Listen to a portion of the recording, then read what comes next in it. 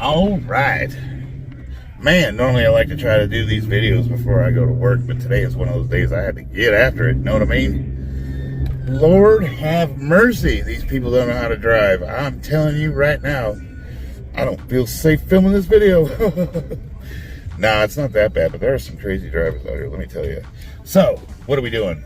We are doing the Candito 6-week strength program. If any of you guys are following me, you know, ad nauseum, ad infinitum, that's all I'm talking about. What is the Candito 6-week strength program? It is a smash and grab 12-week program condensed down to 6 weeks, and it's designed for short-term, you know, if you're a guy like me that isn't used to a lot of volume, it's basically like a smash and grab, shock and awe, just blast your way through a plateau and then go to the meet and compete. And it was perfect because it peaks at 5 weeks, which gives me 1 week to rest before the competition. You know, it's an interesting school of thought. I've been talking with a lot of masters lifters, guys my age, and a lot of them take 2 weeks off, and one of them even takes 3. He says he takes 3 weeks off.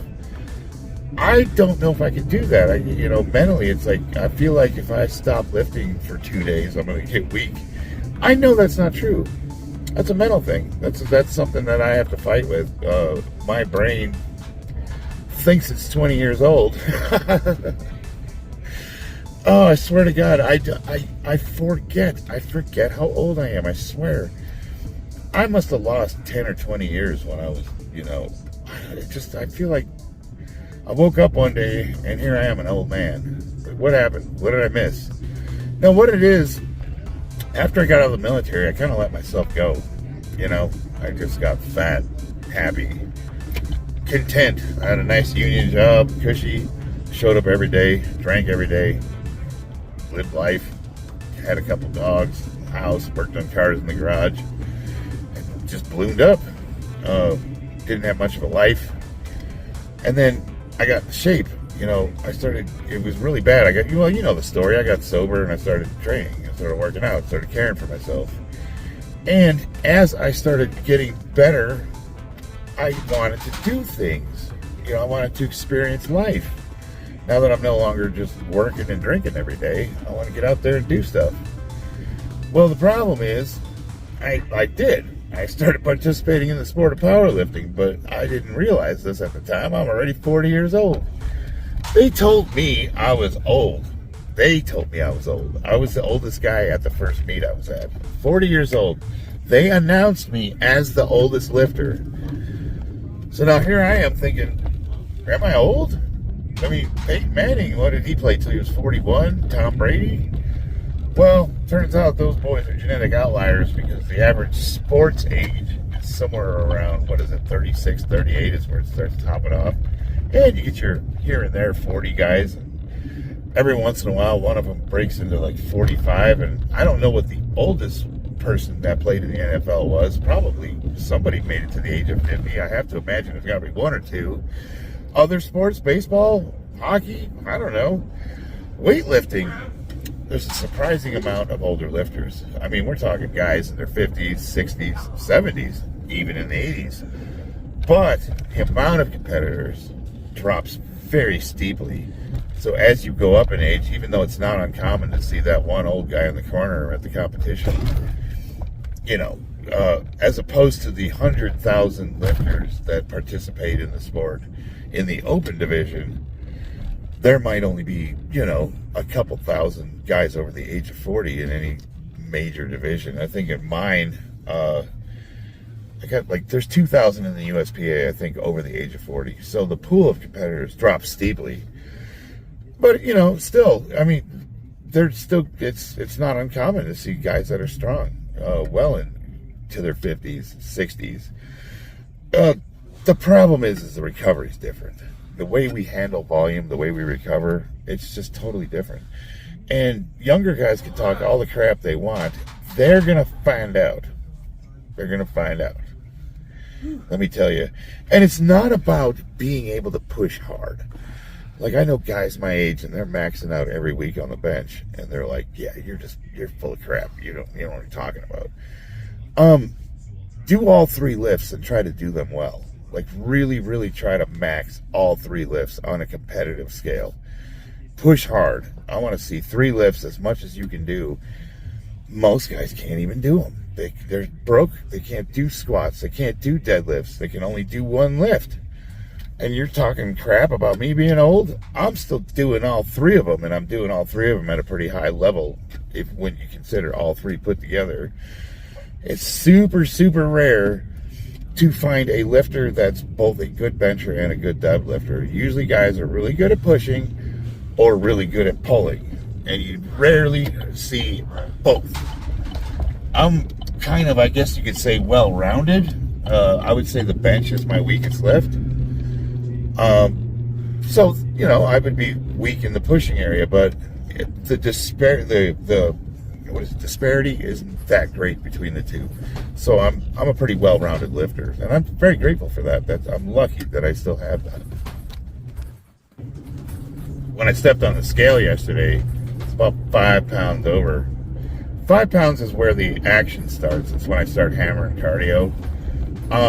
When I'm training for competition, I try to stay away from cardio for the most part. I mean, you shouldn't completely, just because it's bad. You want to get some cardio in. But if you're trying to max your lifts out and you're in a certain weight class, you don't want to be doing a ton of cardio. You don't want to be in that catabolic state, you know. So, but to maintain a weight class, there's nothing better, in my experience, than hitting the heavy bag. You get yourself a little egg timer, you crank it to 1 to 3 minutes, and you just start punching until it dings. And there you do that in sets. And you do 5, 6 sets or whatever. And by the end of it, if you're not gassed out and winded and feel like you ran on a treadmill for 2 hours, you're not doing it hard enough. That's all I can tell you. I mean, get out there and just jab for a minute. Just jab, jab, jab, jab. Hit the bag for a minute. Just do that for a minute straight. And you tell me at the end of that minute how you feel. And if you still feel like getting on a treadmill for 20 minutes is better, well, hey, if you like it better, then do it, obviously. I mean, I'm not telling you what you should or shouldn't do. I'm just saying, I guess what I'm saying is, if you don't like being a hamster, you're not a big fan of the treadmill, get a heavy bag. Get a bag, start kicking the crap out of it. It works great.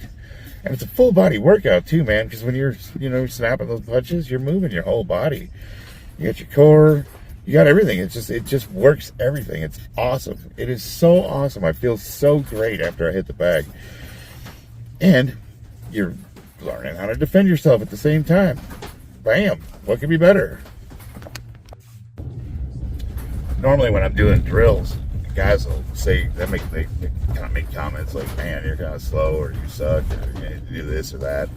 You don't move very well. That's like the consensus.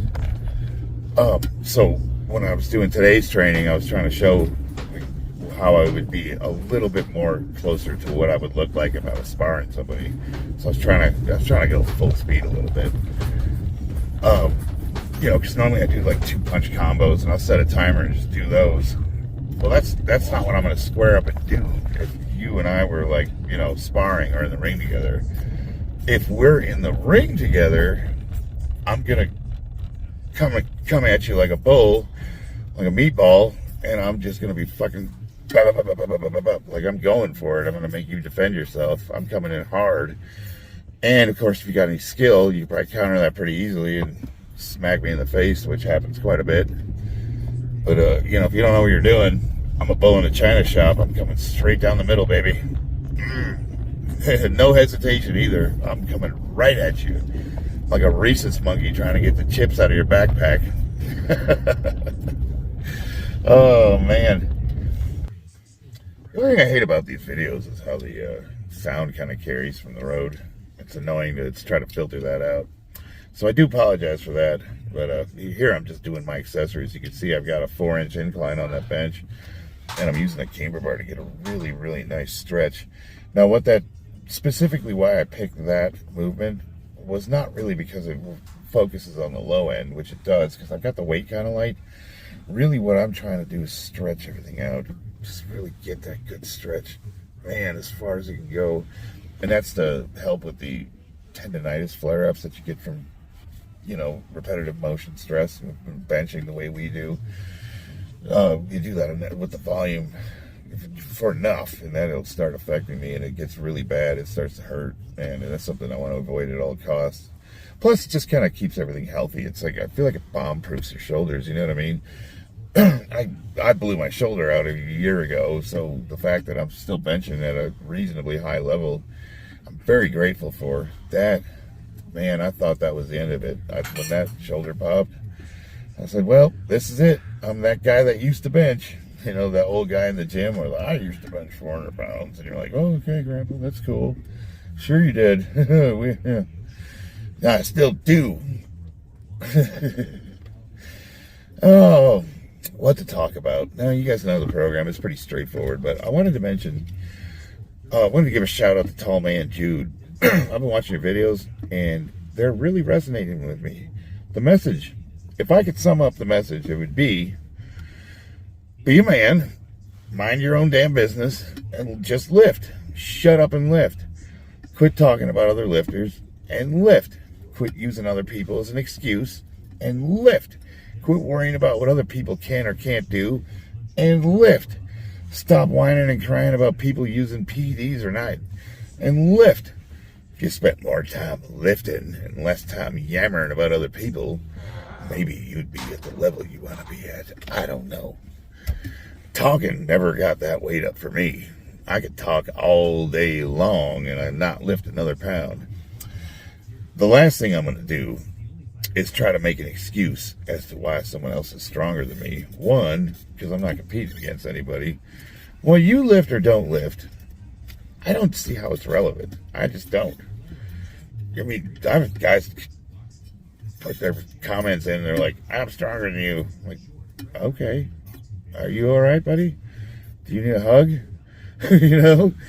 Like, I can lift more than you. You can't do this. Or I never said I could. I don't know why you're calling me out. Honestly, my name's Charlie. How are you? You know what I mean? Introductions. How can I help you? You know, like, so what's your favorite color? Like, just to get to know each other a little. Like, you know what I mean? You start just fucking screaming at people in their comment section. Look at me. Oh man, I hear it all the time. They say, well, you're talking about being manly. What about your hair? What about it? What about your earrings? What about them? What about your toenails? What about them? What? What does that have to do with anything? That's all superficial shit. The fact of the matter is I can look another man in the eye and we can have a one-to-one. You know what I mean? Like, I'm not, what makes me a man is the fact that I'm calm, assertive, and I'm not afraid of anybody. And I don't base my self-esteem on what other people can or can't do. You know what I mean? I handle my business and I keep to myself. A real man, it has nothing to do with what your hair looks like, what clothes you wear, what your style is. Tell me how it's relevant. You know, I admit I'm a little quirky, but hey, I like it. I like to be fun. I mean, let me ask you something.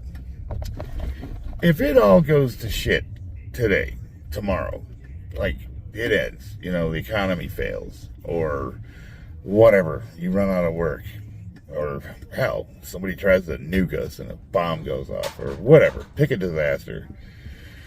What would you do?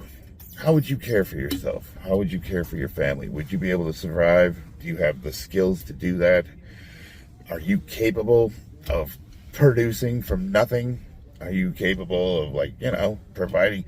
Let's just say you lost power. There's, you know, one of the things they were talking about is if it all goes to shit, and there's a realistic chance that our grid could get attacked, let's say, and you lose power, and you can't, they're telling you it's going to be weeks.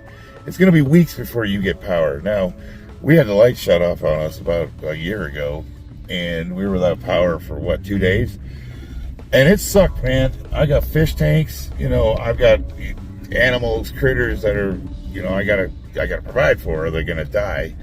I got these beautiful koi in this 200-gallon tank, and they will suffocate if I don't have air pumps running. But, you know, realistically, end of the world scenario, does it really, you know, is that important? Well, let's just say we do lose power. I can power my house. I got a generator. We've got solar panels, battery banks, that kind of thing. Can you do that? Can you wire that stuff up, or do you need to outsource that? Can you repair your home if something breaks, if your plumbing goes bad? What would happen if the water got shut off and you knew indefinitely you wouldn't be able to get any water from the city? How would you take care of that problem? How would you provide and feed your family if you had to? Can you go hunt? Can you go kill something? Can you skin it? Can you prepare it? The whole 9 yards? That kind of thing. Now, if the world ended tomorrow, we have about a month's worth of food in the house, so we're good to go. We have about a month's worth of water. We got that taken care of. We got a way to provide emergency power. We're good to go. It could be a problem with vehicles. What happens if you run out of gas? I mean, all that's just hypothetical stuff, but it's stuff I think about, especially the way the world's going. But to me, that's, when somebody says you're not a real man, that's the kind of thing I think of. Like, when I think of a man, I think of a guy that can just handle shit. You know what I mean? He's an asset. He's a guy that's a leader. He's someone that can take charge in an emergency situation. He's a guy that can provide for his family no matter what. I'll build you a fucking house if you leave me enough lumber laying around and a hammer and some nails. And if I don't have a hammer and some nails, we'll do it the old school way. We'll make some biscuits and just buttress those things together. Whatever. Hey, be a man. Just lift the weight. Shut up and lift. Quit bitching and whining and crying about other people. That's pretty much the bottom line. I think you can find that in the Bible too. Mind your business and be useful to other people. I'm paraphrasing. Hey, if you guys got any use out of this or entertainment, throw me a subscription. Sorry about I hate the way the truck sounds, but there's nothing I can do about it. That's why I try to do these in the morning before I leave for work. But hey, if you're even mildly entertained, could use your subscription. I love you guys. See you on the battlefield.